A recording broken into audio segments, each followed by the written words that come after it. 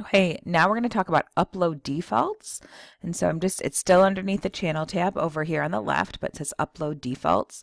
This is important if you want to it can be overridden every time, but if you're kind of, want to work smarter, not harder, this would be the way to do it. Now, I always make my videos public because um, I mean, I don't want to say always, I've made other videos just for people, which I don't do public. But for me, I typically leave it as public. You might not want your videos open to the public. You might only want them open to people who have the email or the URL address that you put into your eClass account. So in that case, if every video you want to do, you only want visible to your students. Now here's a trick. It's not really your students. It's anyone who has the link. So you're technically speaking, your students could take the link and give it to someone else, and then someone else could see the video. But what I mean is the difference between unlisted and public is public, it can be searched in Google and found. Unlisted, it can't be. So, and then private would be only videos just for you to see. So if you kind of want to make sure if you're starting off, did I do it right? Did I not do it right? You might want to set it at private first.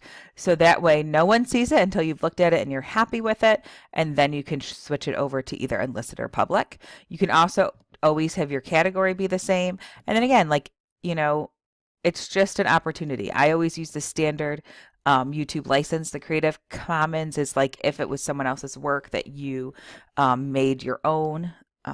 Typically, I would always leave the titles and descriptions blank, but you can put tags in. So like you might put in math, which is preferably spelled correctly. And then let's see, math. In my case, geometry would be one. And then go from there.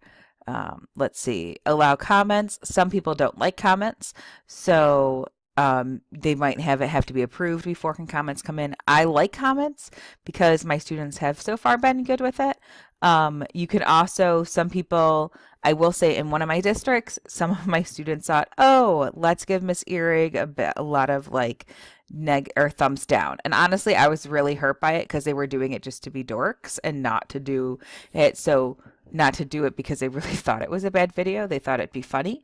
And you can't undo those. So here, if you would get sensitive if a student put a thumbs down or something, you could unclick that so that they can't rate you.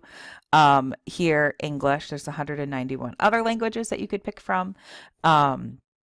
Again, if you want things from the community, I typically don't do this down here. But this would be a way that every single time, this is always connected, so you don't have to rewrite the tags every time. You don't have to pick the education every time. Now, the main thing is after you've made all these changes, you do want to scroll back up to the top of the screen and click Save, just to make sure that things are saved and everything is good. All right, so that is how we use the default page.